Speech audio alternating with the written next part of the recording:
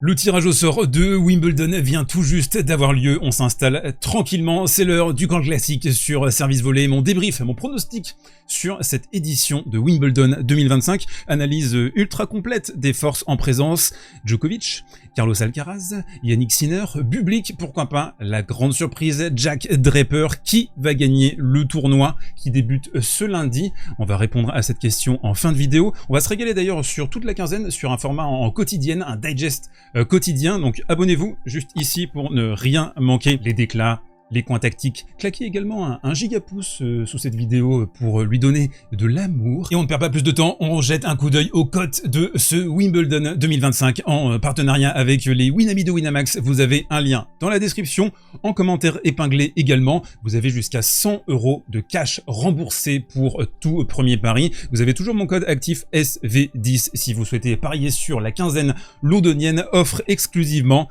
réservée aux adultes. Alors on regarde les cotes et pour moi il y a une petite surprise. Carlos Alcaraz et Yannick Sinner sont l'un à côté de l'autre, 2,50, 2,75. Ensuite on a un léger écart avec Novak Djokovic qui est quand même considéré comme l'un des favoris, mais pas à la hauteur d'un Alcaraz et d'un Sinner. On peut trouver ça logique, on va le détailler d'ici quelques minutes. Ensuite il y a un léger décrochage avec Jack Draper, tête de série numéro 4. Pareil, on va regarder ce que le tableau lui a réservé, qui est à 12. On a Alexander Bublik à égalité avec un autre Alexander Zverev, ils sont à 20 tous les deux. Ensuite c'est Taylor Fritz qui a remporté Stuttgart en préparation à 25, Medvedev à 35, finaliste à Halle il y a quelques jours maintenant. Puis ensuite on a des outsiders qui ne sont pas considérés comme crédibles pour le titre, Musetti, Shelton, Rune, Mensik et Lehecka. Alors on attaque avec le premier joueur de cette liste, Carlitos Alcaraz, vainqueur de Roland Garros il y a quelques semaines, un titre juste grandiose, il a sauvé 3 balles de titre face à Yannick Sinner, l'une des plus grandes finales de tous les temps sur le tennis masculin. Donc Alcaraz, on le rappelle, coté à 2,50, il est à 42 victoires, 5 défaites cette saison. C'est plutôt pas mal pour un joueur qualifié d'extrêmement irrégulier. On a 5 titres sur cette saison 2025. Il a remporté Rotterdam, Monte-Carlo, Rome, Roland Garros et le Queens il y a quelques jours. Il est sur une série de 18 victoires consécutives. Le Carlitos, c'est sa meilleure série en carrière. Il est sur 27 victoires lors des 28 derniers matchs. Donc on est sur un élan qui est juste complètement zinzin pour le Carlitos et c'est définitivement l'homme à battre sur ce tournoi de Wimbledon, peut-être encore plus je trouve qu'à Roland Garros, parce qu'il arrive avec un élan, avec des signaux qui sont au vert complètement. Il est, il faut le dire, définitivement l'homme des surfaces naturelles. Ça, on le savait déjà un petit peu, mais ça se concrétise, ça se confirme sur cette saison 2025 avec sa main, son toucher, son adaptation éclair, on l'a vu entre Roland Garros et le Queens, fabuleux. Et sa palette infinie, ce gars, il est capable de faire absolument tout ce qu'il veut sur un court de tennis. On a, je trouve, cette filiation dans le génie avec McEnroe, avec Federer. Et là, on arrive sur le troisième homme, Carlos Alcaraz. Tous les 20 ans, on a ce petit génie qui nous tombe du ciel. Et j'ai l'impression que Carlitos, il a un peu tendance aussi à se déconcentrer quand il joue sur dur, en fait. Parce que le dur, ça implique un tennis assez métronomique, et lui, son tennis qui est fait de création, d'instinct, il fonctionne un tout petit peu moins bien sur la surface, faut le dire vite quand même. La semaine au Queens, elle a été très riche, ça n'a pas été un long fleuve tranquille, il est à 2 doigts de sortir contre Raume Munar, il est mené, on le rappelle, d'un break dans la 3e manche, avant d'enclencher son God Mode. Si on doit détailler le jeu de Carlitos sur gazon, déjà il a très bien servi au Queens, et je trouve qu'il a tendance à mieux servir d'ailleurs sur gazon, parce qu'il a un service au corps rentrant qui fait un mal de chien sur cette surface. C'est aussi, quand on observe les statistiques avancées, l'un des meilleurs retourneurs all-time sur gazon. Il est même en fait sur des temps de passage supérieurs à Novak Djokovic. Ça veut tout dire, c'est assez exceptionnel. Il a aussi ce déplacement hors de ce monde, quoi. Sur gazon, ses glissades, chose qu'il réalisait pas trop au tout début en 2023 quand il a découvert la surface, et puis très vite il a su s'adapter. Maintenant il glisse, même parfois tu as des glissades sur la ligne, un gazon encore quasiment intact, et un gazon qui est complètement abîmé, et t'as son pied qui chavire comme ça, il arrive à se récupérer ensuite, c'est juste complètement délirant. Les sauvetages, les transitions, les retournements de situation à gogo, ça pareil, on l'a encore vu au Queens, malgré un pédigré de ses adversaires qui nous permet de nuancer cette très belle semaine, mais mon point de vue c'est que c'est le meilleur joueur du monde sur gazon actuellement. Il est à 29 victoires, 3 défaites depuis le début de sa carrière sur cette surface, une surface qui pourtant a priori demande un temps d'apprentissage et d'adaptation. Même Roger, même Novak, même Rafa ont eu besoin de temps. Carlos Alcaraz, il n'a pas eu besoin de temps. C'est arrivé comme ça, toc, naturellement. On rappelle également, c'est le double tenant du titre à Wimbledon. Il a battu 2 fois en finale, s'il vous plaît, Novak Djokovic, avec une finale en 2023 qui est à mon sens l'une des plus grandes performances du 21e siècle, hors Big 3, mais on peut même inclure le Big 3 là-dedans. Je trouve que la finale qu'il a réalisée et ce fameux dernier jeu mythique contre Novak Djokovic est resté dans toutes les mémoires. Si Alcaraz devait jouer Sinner en finale, la confiance, elle serait à son zénith. Il mène 5-0 sur les 5 dernières rencontres face à son grand rival italien. Mais il y a un petit mais quand même, il y a un petit bémol qu'il faut ajouter avant qu'on termine sur la partie sur Carlitos, c'est qu'il a été poussé l'année dernière à bout par Humbert. Vous vous souvenez de ce match? Très difficile. Face à Tiafoe, ça va en 5-7. Dans le tie-break du 4e, ça peut vraiment basculer dans l'horreur, hein. Mais non, il va réussir à sauver ça et à avancer dans le tableau. Et il faut le rappeler, le format en best of 5 joue pour lui, la composante physique, les micro-décrochages de déconcentration également, parce qu'il y en a toujours avec Carlitos. Et on jette un coup d'œil sur le tableau de Carlos Alcaraz qui a hérité de la moitié la plus simple sur le papier. Pas de Djokovic ni de Sinner avant la finale. On aurait Fognini au premier tour, Tarvet ou Riedi au deuxième tour. Au troisième, ce serait Félix Auger-Aliassime ou Struff. Ensuite, en 8e, Rublev ou Tsitsipas. En quart, Rune, Lehchka ou Tiafoe. En demi, Zverev, Medvedev ou Fritz. Et en finale, il retrouverait Sinner ou Djokovic. Le deuxième favori de ce Wimbledon 2025, c'est bien sûr Yann, le pêcheur. Jannik Sinner, coté à 2,75, 19 victoires, 3 défaites cette saison. Un volume de match évidemment restreint à cause de sa suspension pour 3 mois lié à une négligence sur son affaire de dopage. Il a remporté l'Open d'Australie en début de saison. Il a fait 2 finales lors de son retour à Rome, où il coince dans le deuxième set face à Carlitos, et à Roland Garros, où il passe à ça. À quoi? À ça du titre. À ça du titre. Le retour là, sur la deuxième, qui sort de quelques centimètres. On y pense encore. Pour Sinner, il a eu beaucoup de mal à se défaire de ça.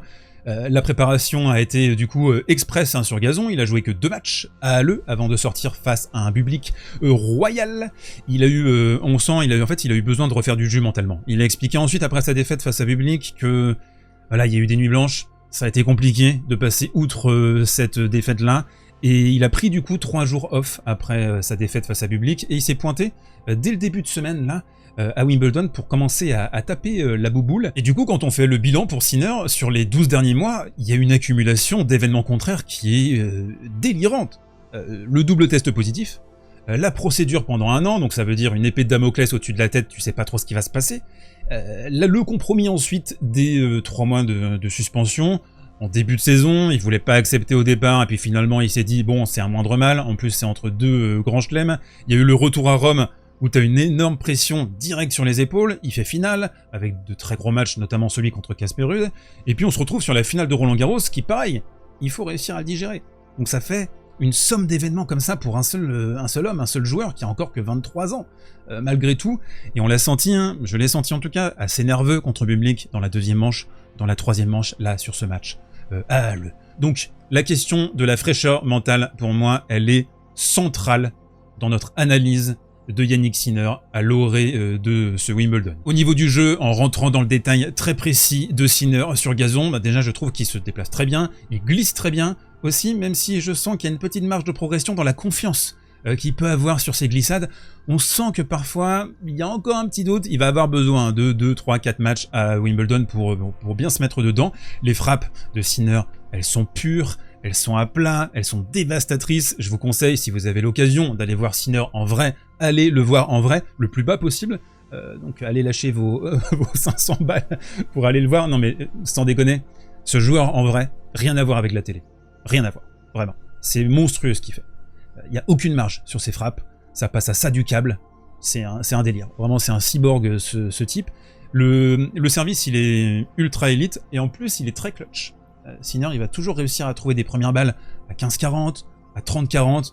Les rares fois où il se trouve dans pareille situation, il est capable aussi, malgré sa taille, d'évoluer assez bas, un peu à la mode Novak. Il y a beaucoup de points communs dans les deux jeux respectifs de ces joueurs-là. Camper sur sa ligne, évidemment, capable d'imprimer une longueur de balle étouffante sur laquelle tu ne peux rien faire, et tu es d'ailleurs obligé de décrocher. Et sur gazon, qui dit décrochage, dit punition quasi systématique. Sinner, il a fait 2 quarts de finale et une demi-finale à Wimbledon ces 3 dernières saisons, et on rappelle ce match contre Novak Djokovic en 2022, il mène 2-7-0, là il y a une espèce de truc dans l'air où on se dit, il va se farcir Djokovic, là c'est possible ou pas? Eh bien non, Novak avait réussi à remonter ça. Je trouve que Sinner est destiné à remporter Wimbledon un jour, même peut-être plus qu'un seul Wimbledon, et est-ce que c'est pour cette année? Eh bien, on regarde son tableau. Une première semaine plutôt tranquille avec Tommy Paul quand même en 8e de finale. Ensuite, ce serait Musetti ou Shelton en quart de finale. Et là, les choses sérieuses commenceraient en demi-finale avec un potentiel choc face à Novak Djokovic et un remake qu'on attend peut-être en finale face à Carlos Alcaraz. C'est l'heure, mes très chers goths, on passe à Novak Djokovic. C'est l'heure de vérité. Novak est coté à 6 d'après Winamax, 21 victoires. 8 défaites cette saison. Le 100e titre à Genève sur un 250 juste avant Roland Garros, mais bientôt 2 ans sans remporter le moindre grand chelem. Le dernier grand chelem victorieux pour Novak, c'était à l'US Open en 2023. Ça commence à dater cette histoire, ça fait un bail. Cette saison, il nous a tapé 2 demi-finales sur les 2 premiers grands chelems, donc en fait on a toujours un Novak en dehors des grands chelems et pendant les grands chelems. Et sur les grands chelems, pour aller se le farcir le Novak, faut envoyer du lourd. En plus blessé contre Zverev à l'Open Australie, sinon, à mon avis, il le passe et il va en finale sur Sinner. Présent en plus à Doha 3 semaines après, cette blessure à l'Open Australie, il était revenu un peu vite. Et dominé sinon face à Yannick Sinner en 3-7 à Roland Garros. On rappelle aussi une finale à Miami sur un dur rapide. Ce Wimbledon, tu le sais, je le sais, nous le savons. C'est le tournoi le plus important dans la saison de Novak Djokovic. C'est peut-être d'ailleurs le tournoi le plus important de la fin de sa carrière. On peut le définir comme ça, on peut le décrire comme ça. C'est l'objectif majeur de sa saison. Il joue, Novak, que pour les 2 semaines qui arrivent. Rien d'autre. Il n'y a que ça qui compte. Monter en puissance, prendre les 2-3 premiers matchs pour se régler et ensuite avancer en quart de finale, en demi-finale et remporter ce 25e Grand Chelem. Il n'y a que ça qui compte.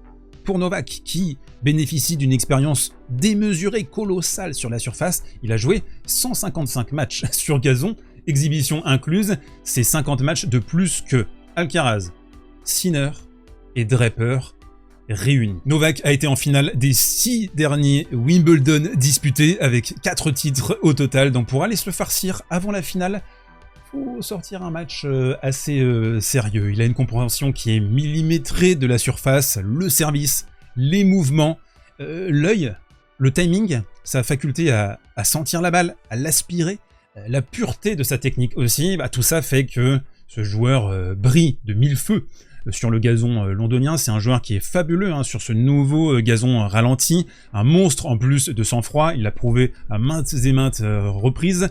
On nuance en plus largement la composante physique. À Wimbledon, forcément, on est plus sur un tennis d'exécution, de timing, de millimètres. La composante gros rallye, physique, gros lift, elle est tamisée, voire quasiment inexistante. Donc en fait, c'est une surface qui valorise ses qualités et qui limite ses défauts, qui tamise ses défauts. Il y a aussi une interview qu'il a accordée à Slaven Bilic que j'ai trouvé super intéressante il y a quelques semaines de ça.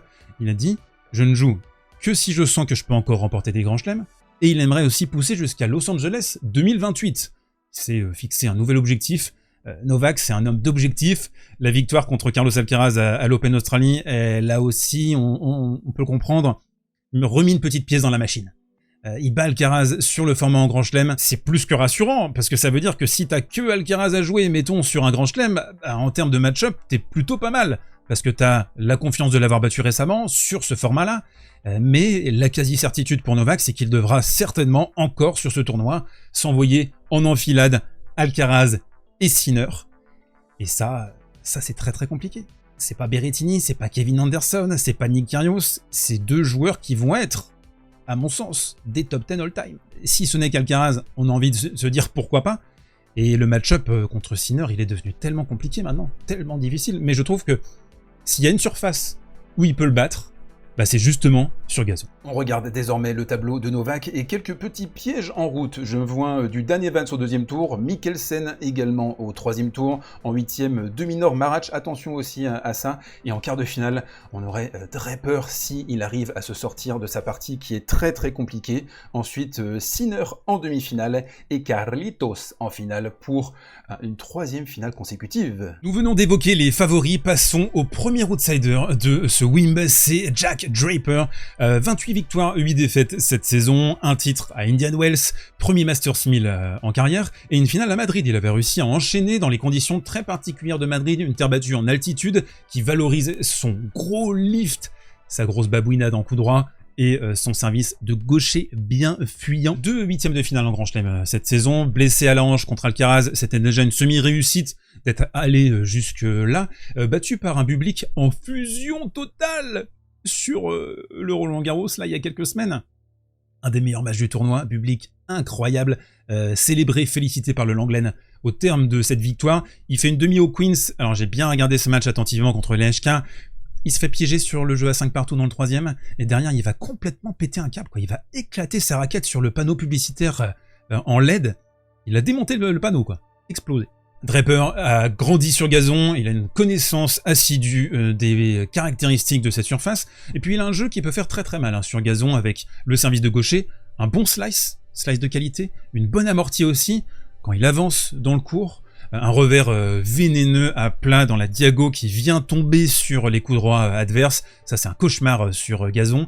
Son coup droit aussi qu'il est capable, on l'a vu au Queens, de moduler, de frapper un peu plus à plat si nécessaire, et du coup de mettre ses adversaires à 5 mètres de la balle. Mais, il y a un mais, il doit réussir à concrétiser son nouveau statut, parce qu'il est 4e tête de série sur ce tournoi, à domicile. Et l'année dernière, on avait senti que, face à Cameron Norrie, les épaules, elles étaient bien lourdes, alors qu'il était déjà attendu, suite à son titre à Stuttgart. Actuellement, je trouve que Draper, il a le profil du prochain nouveau vainqueur en Grand Chelem. Je sais pas ce que vous en pensez, dites-le moi dans les commentaires si vous trouvez que c'est le prochain nouveau. Il y a Zverev, on va en parler. Qu'est-ce qu'on pourrait avoir d'autre? Bublik, Shelton, Rune, Fils, quelques noms comme ça. Je trouve que c'est vraiment le nom qui sort du lot actuellement, mais il y a toujours cette question en Grand Chelem avec lui, pour aller très loin, même s'il fait une demi à l'US Open, mais il va exploser physiquement contre Sinner.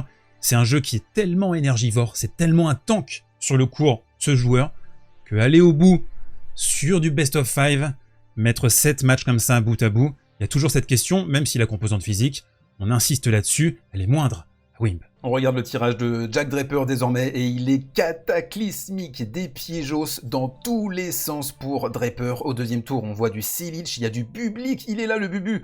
Sur le 3e tour, Mensik en 8e de finale, Djokovic en quart de finale. Si Jack Draper atteint les demi-finales cette année à Wimbledon, c'est un exploit colossal. Et on arrive sur le facteur X de ce tournoi, c'est Alexander Bublik, coté à 20 selon Winamax, 27 victoires, 16 défaites. Et si on m'avait dit, il y a quelques mois, que Bublik serait le 5e favori à Wimbledon, je vous aurais ri au nez. C'est complètement improbable, mais c'est le facteur X, et en fait il arrive sur ce tournoi, tellement avec la pancarte que j'ai peur. J'ai peur pour ses adversaires, mais j'ai un peu peur pour lui aussi, parce que là il arrive vraiment sur le tournoi en mode, qui c'est qui va réussir à se farcir sur les premiers tours, et puis il va aller en quart, il va aller en demi, et pourquoi pas en finale. Il a vraiment l'énorme pancarte. Bublik qui s'est métamorphosé après son voyage à Vegas, suite à sa défaite à Indian Wells, il avait perdu au premier tour, il avait surtout perdu tous ses points de Dubaï en 2024, ses 500 points, ce qui fait que en mars, début mars, il est 82e mondial.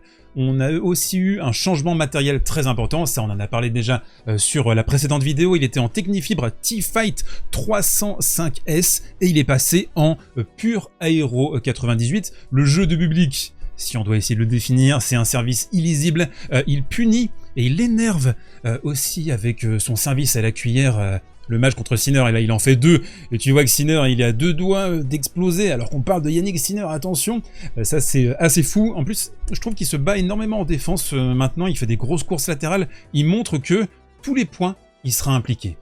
Tous les points, il est capable de faire un petit retour bloqué, d'aller travailler sur une course latérale, de faire un petit passing si nécessaire.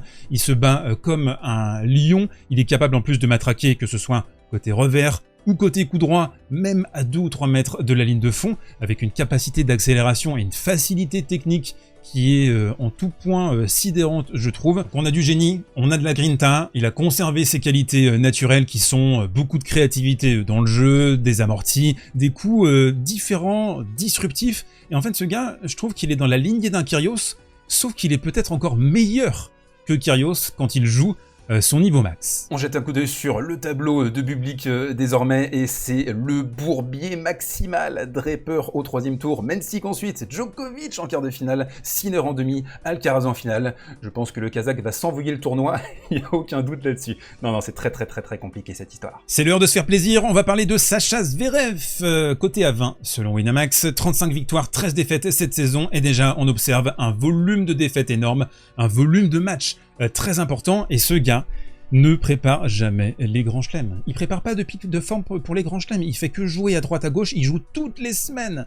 Sacha Zverev, il court après le Chécos, il court après les garanties. C'est ce qui s'est passé en février lors de la tournée sud-américaine où il remplaçait numériquement Carlos Alcaraz. Il a pris un chèque ultra XXL juste pour sa présence, enfin présence assez rapide d'ailleurs vu qu'il a quasiment tout perdu très rapidement. Il a subi un contre-coup énorme, bien entendu, suite à sa finale à l'Open d'Australie face à Sinner. Il estimait qu'il était pas loin forcément d'un premier grand titre, un premier grand chelem, et patatras, il a pris la réalité en pleine face. Sa performance face à Novak Djokovic en quart de finale de Roland Garros, j'étais sur le Châtrier, c'était tragicomique. À 4 mètres de la ligne de fond, à limer encore et encore et encore, à se prendre des amortis 10, 20, 30, 50 de la part de Novak. Jamais d'ajustement tactique, jamais aucun d'ajustement stratégique. L'étard de Zverev, donc cette passivité maladive, le coup droit pas bien traversé, aussi la difficulté à jouer bas, bah ça c'est sanctionné mais puissance 1000 hein, sur gazon. On l'a vu, cette passivité sur le tie-break du deuxième set contre Fritz en finale à Stuttgart. C'était, si vous avez vu ce tie-break, vous savez que c'est l'un des meilleurs tie-breaks de la saison. Du très léger mieux à le et encore sur cet aspect, un tout petit peu plus conquérant par phase. Parce que le problème, c'est que quand il est loin, bah, il doit jouer encore plus bas, parce que le rebond du gazon est plus bas, plus fusant, donc il se retrouve à jouer des revers ou des coups droits dans les guibolles, et ça, c'est impossible hein, pour Sacha Zverev. Les résultats à Wimbledon depuis le début de sa carrière, en 8 participations, bah, ils sont médiocres. Il a jamais fait de quart de finale sur ce Wimb. Je vais même pas mettre d'étoiles en fait hein, sur Zverev. Je vais pas donner l'impression de m'acharner, mais je trouve qu'il a quasiment aucune chance de remporter ce tournoi. En fait, s'il venait à remporter son premier grand chelem à Wimbledon, on serait pas loin du camologue du siècle. On observe le tableau d'Alexander Zverev qui se trouve dans le quart de Taylor Fritz. Il y aura du Berrettini, du Khachanov, du Cerundolo dans le secteur. L'objectif pour lui, ce sera déjà d'aller en quart de finale. On continue de décrocher Daniil Medvedev coté à 35, 23 victoires, 13 défaites. Alors la question, est-ce que Daniil Medvedev a une chance de remporter Wimbledon? La réponse est mouif. Mouif. Pas sûr. Belle semaine à Halle nonobstant. Le service enfin de retour sur cette semaine en Allemagne. C'est un joueur qui est tellement différent quand son service clique, évidemment. Avec cette régularité en première, le jeu sur gazon, avec son jeu à plat, de redirection, c'est pas mal. C'est pas mal. Il est capable hein, sur cette surface. Il est double demi-finaliste sortant de Wimbledon. Il a battu Sinner en 5-7 l'année dernière en quart de finale. Il a quelques refs, Daniil, sur la surface, mais le problème, il y a deux problèmes en fait. Le premier problème, c'est le manque de main, qui est rédhibitoire sur cette surface. C'est que quand il doit arriver au filet, on a l'impression que c'est un lapin pris dans les phares d'une voiture. Il sait pas quoi faire. Et la technique, elle est baroque. On sait qu'elle est baroque avec Daniil, mais au filet, c'est cataclysmique. C'est le premier problème. Le deuxième problème, et on l'a vu en finale, à Halle, c'est qu'il y a un blocage mental. Il y a un blocage mental désormais, il manque de confiance sur certaines hauteurs. Le coup, là, dans le tie-break contre Bublik, où il y a une espèce d'échange dans la diagonale, et c'est lui qui ouvre, il part dans le couloir. C'est un coup qui est tellement pas danilesque 2021, ça. Il a perdu ses 6 dernières finales. Un coup d'œil sur le tableau de la Danielade, Fritz en 8e de finale, et ensuite on aurait un scénario, je trouve, où le Russe pourrait aller jusqu'en demi-finale et défendre tous ses puntos de l'année dernière. Je sais pas ce que vous en pensez, dites-le moi dans les commentaires. J'ai essayé d'être le plus exhaustif possible sur les favoris et les outsiders. Maintenant, on passe aux outsiders un petit peu plus lointains. Est-ce qu'il peut y avoir une surprise parmi ces 4 noms? Et ces 4 noms, c'est Tyler Fritz, Musetti, Alex de Minaur et Holger Rune. Alors Fritz, 9 titres, 4 sur gazon, 3 à Eastbourne et 1 à Stuttgart cette année. En fait, Tyler Fritz à Eastbourne, c'est l'équivalent de Roger Federer à Wimbledon. C'est un jeu Fritz qui fit très bien sur gazon, je trouve, avec ce revers qui est toujours un peu sous-coté. Je sais pas pourquoi, les gens se disent Fritz c'est un gros serveur en gros coup droit. Pas que.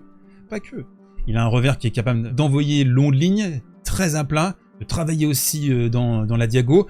Il sert très bien quand il le veut. Il l'a prouvé à Stuttgart avec une qualité de service remarquable. D'ailleurs, sur les stats avancées de l'ATP, Tyler, il est meilleur serveur du circuit devant des gars comme Berrettini, Zverev, Sinner, Perica. C'est pas mal. Une superbe victoire l'année dernière à Wimbledon face à Zverev. Il était mené 2-7-0 en 8e de finale. Il avait complètement remonté le phasme germanique avant de perdre sur Musetti en se prenant une petite masterclass de slice bien court, bien vénéneux, croisé qui tombait sur son revers à l'intérieur du court. La défaite contre Moutet d'entrée au Queens, même si c'est 2 jours après son titre à Stuttgart, ça par contre j'ai trouvé ça très décevant, voire inacceptable pour un joueur de ce gabarit-là. Musetti, l'autre joueur des surfaces naturelles, après Carlos Alcaraz, blessé à la cuisse gauche en demi-finale de Roland Garros, et du coup on l'a plus revu sur un court de tennis depuis. Donc il y a une grande question pour Lolo Lamusette qui défend une demi-finale à Wimbledon sur ce tournoi, c'est dans quel état physique il va se trouver. Parce que si tu dois t'adapter très vite avec une cuisse où tu sais pas trop si elle est pas sur le point de queener, il y a des questions très claires. Il n'a pas pu défendre sa demi-finale à Stuttgart, ni sa finale au Queens.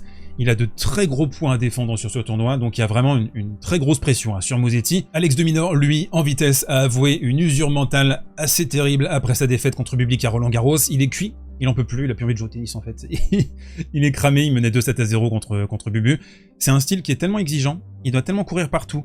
Il n'a pas vraiment de coup fort, même s'il a pris un peu d'épaisseur et que son coup droit, je trouve, est un peu plus actif, un peu plus perforant. Mais c'est un gars qui doit tellement tout le temps lutter. Pourtant, son QI tennis et ses qualités matchent bien sur gazon, je trouve, sur le papier en tout cas. Il est très bas, une magnifique mobilité, il est très très dynamique de Minaur, des coups à plat, un bon slice aussi, un bon sens du jeu, une belle volée. Donc c'est un mec sur le papier, à la base, il peut aller très loin sur gazon, mais on est sur une phase de décompression actuelle qui pose de grandes questions. Et mon dernier petit outsider, c'est Holger Rune, qui est, lui, sur une saison compliquée. On est sur une finale à Indian Wells, un titre à Barcelone, dans un océan de grand n'importe quoi. Je ne comprends pas la carrière du gars. Je ne comprends pas. Blessé, malade, intoxication alimentaire. Il y a des trucs qui se passent. Il ouvre un shop. Il vend ses raquettes pétées à 7000 $. Holger Rune, The Holger Rune Experience. Ridicule à la relance contre Bautista Agut. Je me pinçais le bras, j'étais là. Je suis vraiment en train d'assister à ça? Qu'est-ce qui se passe? Bautista Agut, c'est Karlovic ou qu'est-ce qui se passe? C'est quoi ce bordel? Joueur tellement déstructuré. Quand ça clique vraiment très fort. Et à cet instant, on se dit top 8 ce gars, voire top 5. Et puis le reste du temps, c'est un méli-mélo de choses étonnantes. Découpé en plus ces 2 dernières saisons à Wimbledon sur les 2 gros tests qu'il a connus contre Djokovic et un petit peu moins contre Alcaraz, même s'il prend 3-7 secs. Sur ce méli-mélo de joueurs, j'aime beaucoup les chances de Fritz qui a un vrai spot selon moi pour aller en demi-finale, même s'il y a un potentiel à accident sur le premier tour face à Pecci Perricard. Et d'ailleurs les Français, on va jeter un voile pudique sur leur tirage, on ne peut avoir que des bonnes surprises. Après avoir dit tout ça, mon vainqueur de cette édition de Wimbledon 2025 se nomme Carlos Alcaraz. Je vois Carlos Alcaraz, c'est difficile de partir sur un autre joueur que Carlitos, même si j'ai l'impression qu'il y a tellement de signaux qui sont au vert, que tout le monde le voit tellement gagner, que je sens le potentiel à accident, mais voilà, sur le papier, on l'a bien développé dans cette vidéo, c'est le favori. Il va falloir aller se le faire sien, il va falloir aller le choper. Il joue sur ce tournoi pour un double Channel Slam consécutif, pour un 6e Grand Chelem à 22 ans simplement. Ce sont des temps de passage qui sont délirants. C'est un tournoi qui est très important parce qu'ensuite on va retourner sur le dur, et là, Yannick Sinner sera bien plus favori sur les gros événements. Mais pour vous, qui va remporter ce Wimbledon 2025? On continue la conversation dans les commentaires. Est-ce que Novak Djokovic va réussir à s'intercaler et remporter son 25e? Est-ce que Yannick Sinner va prendre sa revanche suite à cette déconvenue à Roland Garros? Jack Draper, une grosse surprise. Je vous lis, on interagit dans les commentaires et on se retrouve ce lundi soir pour le premier digest de Wimbledon 2025.